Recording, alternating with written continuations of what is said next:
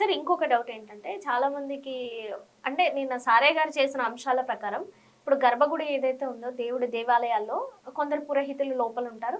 కొన్ని గర్భగుడి ఆలయాలలో మనందరం కూడా వెళ్ళి మనం డైరెక్ట్‌గా టచ్ చేసి మనం పూజ చేసుకోవచ్చనమాట. సో, అంటే ఎందుకని కొన్ని దేవాలయాల్లో అలాంటి విశిష్టత, కొన్ని దేవాలయాల్లో ఇలాంటి విశిష్టత ఎందుకుంది? అమ్మ కాలక్రమంలో అవసరార్థం, సంప్రదాయార్థం హ్మ్.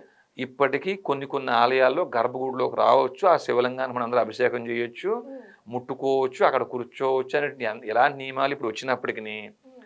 అసలు ధర్మం అంటే గర్భగుడికి ఉండేటువంటి గడప దాటి హ్మ్. అర్చక పురోహితులు తప్ప హ్మ్. ఇంకెవరు వెళ్ళకూడదు. వెళ్ళకూడదు. అంటే ఇప్పుడు శ్రీశైలంలో కూడా లోపల లింగం లోపలికి వెళ్ళటం, మనం నీళ్ళు పోయటం, కడిగేయటం అన్నీ చేసేస్తున్నాం. ఆ! అవన్నీ కూడా తప్పే. ఓకే. అవన్నీ కూడా తప్పే. సర్వభూతస్థమాత్మానం సర్వభూతాని చాత్మని ఈక్షతే యోగయుక్తాత్మ సర్వత్ర సమదర్శనః. ఆ లింగ రూపంలో ఉన్నవాడే నీ గుండెల్లో కూడా ఉన్నాడు. అహం బ్రహ్మస్మి, నేనే బ్రహ్మ, నాచే చూడబడే మీరు బ్రహ్మమే. శివోహం, నేనే శివుణ్ణి, నాచే చూడబడే మీరు శివమే. ఈ తత్వం నేర్పిస్తుందమ్మా మన మన భగవద్గీత కానీ, మన వేదాలు కానీ ఈ తత్వం నేర్పిస్తుంది. హ్మ్. మీరు గుడి లోపలికి వెళ్ళండి, పోయి లింగానికి నీళ్లు పాలు పోసేసేయండి, ఆ కడిగేసేయండి, ముట్టుకోండి అని ఎక్కడ మనకేం చెప్పలేదు. మనకేమి హ్మ్. అక్కడ ఆ లింగాన్ని కానీ, అంటే శివుణ్ణి కానీ, రాముణ్ణి కానీ, కృష్ణుణ్ణి కానీ, దుర్గమ్మని కానీ మనం ఎందుకు ప్రతిష్ఠించుకున్నాం? హ్మ్. ఎందుకు అక్కడ పెట్టి ఇన్ని యుగాలైనా పూజిస్తున్నాం? అంటే శివుడు వచ్చి త్రిపురాంతకులను అంతం చేశాడు. ఆయన త్రిపురాలని, మూడు పురాలని, మూడు పురాల్లో నివసించే రాక్షసుల్ని ఈయన అంతం చేశాడు కాబట్టి ఆయన త్రిపురాంతకుడు. హ్మ్. దుష్ట శిక్షణ శిష్ట రక్షణ చేశాడు. ఎవ్వరికి సాధ్యపడంది ఆయన చేశాడు. ఆ త్రిపురాలని అంతం చేయటం ఎవరికి సాధ్యపడదటమ్మా. పంచమ ప్రకృతి స్వరాన్ని వికృతంగా మార్చేవాడికి తప్ప ఆ హ్మ్. పని ఆయన చేశాడు. మనల్ని ఆ రోజు మన పూర్వీకులు చెప్పుకుంటూ వచ్చారు ఆయన గురించి. మనం ఆయన ఈ రోజుకి అందుకు గౌరవిస్తున్నాం, పూజిస్తున్నాం. రాముడు ఏం గొప్ప పని చేశాడని ఇన్ని యుగాలుగా మనం రాముడిని పూజిస్తున్నాం తల్లి. దుష్ట శిక్షణ శిష్ట రక్షణార్థం ఆయన త్యాగం చేసి శరీర సుఖాలు వదులుకొని ఆయన జీవితాంతం దుష్ట శిక్షణ శిష్ట రక్షణకి ఆయన కట్టుబడి ఉన్నాడు. నేను నా కుటుంబం అనేది రాముడిలో ఎక్కడా లేదు.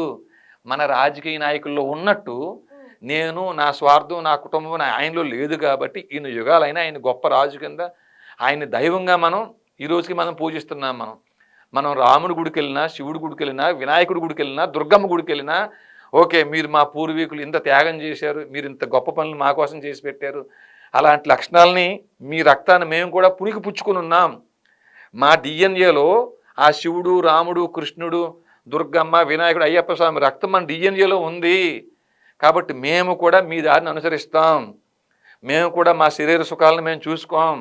మేము కూడా త్యాగానికి సిద్ధపడతాం హ్మ్. అనేటువంటి తత్వాన్ని అలవర్చుకోవడం కోసం వారిని ఇన్ని యుగాలైనా గుర్తుపెట్టి కూర్చున్నాం మనం. హ్మ్. అంతే తప్ప ఆ గుడికి వెళ్ళిపోయి అభిషేకం చేసేసాం, మేము పూజ చేసాం, మాకు 4 బిల్డింగ్లు ఇవ్వండి, మా అమ్మాయిని లండన్ పంపించేస్తాం, మా అబ్బాయిని అమెరికా పంపించేస్తాం, ఇంకా ప్రమోషన్లు ఇంకా పెరిగిపోవాలి మాకు, హ్మ్. ఇంకానండి మాకు ఏదో అది కావాలి, ఇది కావాలి, పదవులు కావాలి, ప్రమోషన్లు కావాలండి. ఆ హ్మ్. దీనికోసం అయితే గుడికి వెళ్ళడం కూడా పాపమే తల్లి. హ్మ్. మనం అపార్థం చేసుకున్నాం, మన ఆలయ వ్యవస్థను అపార్థం చేసుకున్నాం తల్లి, అంతే. హ్మ్. అపార్థం చే ఒకవేళ ఎవరైనా నన్ను తప్పుగా అనుకుంటే క్షమించండి. రావణాసురుడి కంటే గొప్ప భక్తుడు, రావణాసురుడి కంటే అన్నీ తెలిసిన వారు ఎవరు లేరని చెప్తారని చాలామంది చెప్తారు.